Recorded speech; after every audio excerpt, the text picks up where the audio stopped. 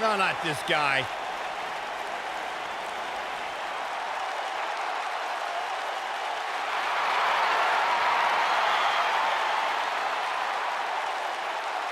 All he does is talk nonsense. It's not nonsense when you're woken, Michael Cole. I'm awake.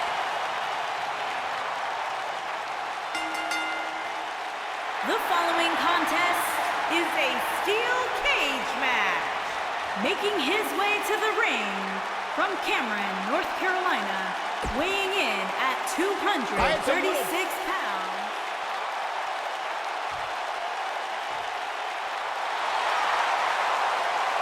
And here comes the Architect.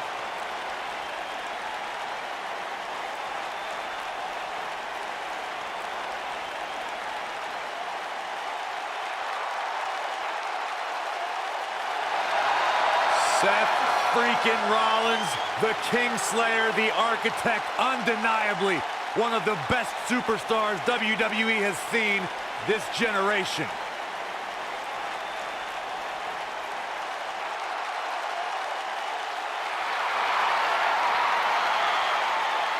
And his opponent from Davenport, Iowa.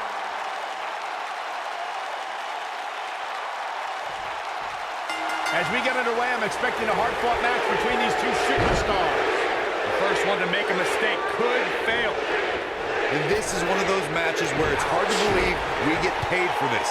Well, actually, hard to believe Saxton gets paid for anything. It might be cliche, but it's true here. It ain't over till it's over. Here we go. Yeah, right to the back of the neck. I think this is the beginning of the end, Michael. But does Rollins have the wherewithal to capitalize? He better. I fully expect him to bounce back, though. This is the type of one-on-one atmosphere where he thrives. Let's not get ahead of ourselves, Cole. This is just a little bump in the road for him here. Nothing to worry about.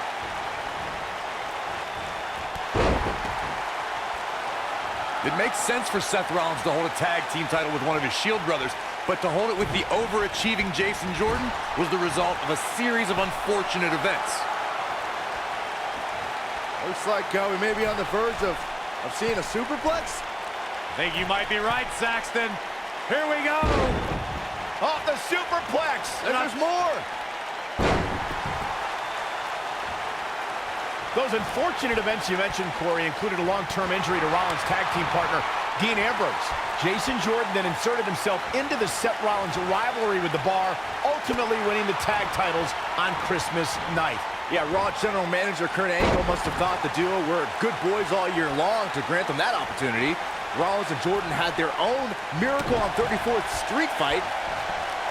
Uh-oh. Nailed it. What a maneuver.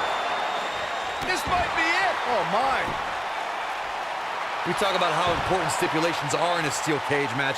If superstars sign a contract where the only way to win is escape the cage and have both your feet touch the floor, the competitors must have a plan.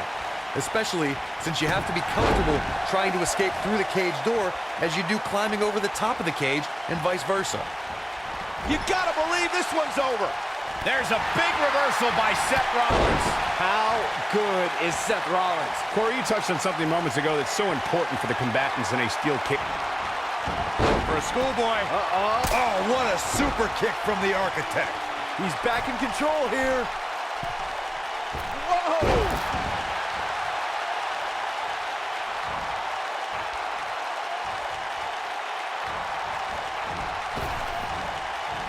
According to historians, the twisted metal that we see as part of steel cages today dates back 80 years. To settle a dispute between competitors Jack Bloomfield and Count Pietro Rossi, the two met inside a ring surrounded by chicken wire. At first, these types of matches were referred to as fence matches. Boom, what impact!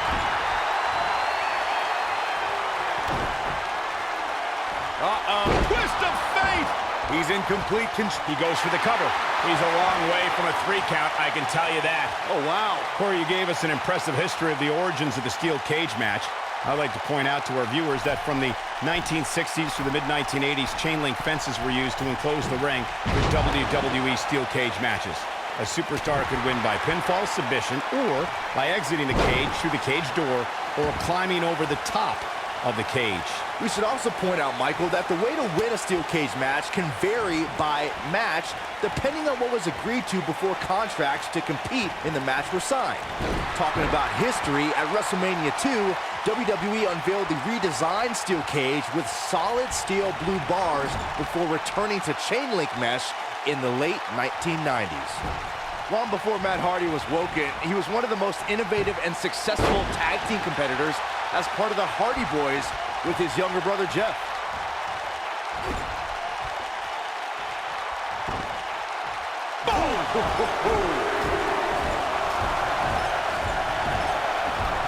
Seth Rollins got on a dangerous path there. Great move by the Architect.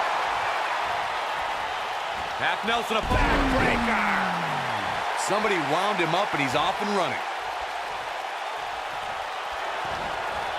Schoolboy, no, rolls, Super kick!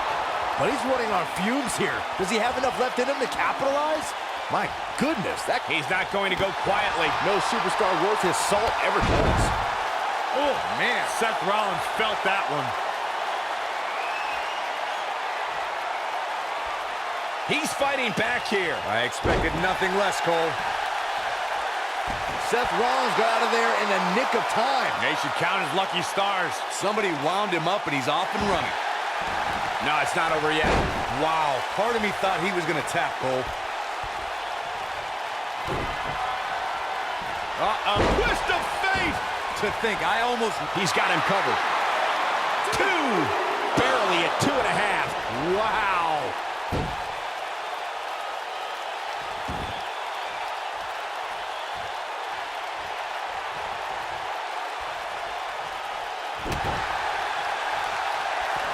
Seth Rollins.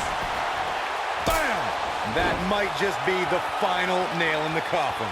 This one might just do the trick.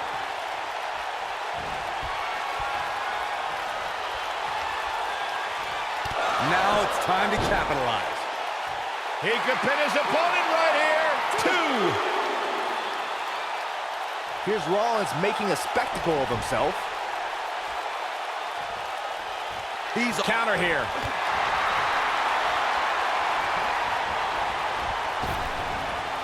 Float over. And do it.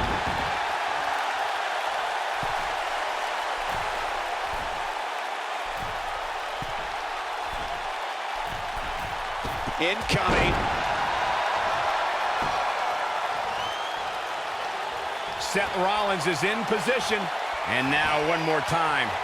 This, ooh, what impact. Seth freaking Rollins. Seth Rollins really picking up the pace now. The Kingslayer looking to burn it down. Wow, I thought he was a goner. Oh boy, he is rolling. Nobody controls the pace of a match quite like this guy. Oh, what a super kick from the Architect. That Will it be? I think so. 3. The pinfall and the victory.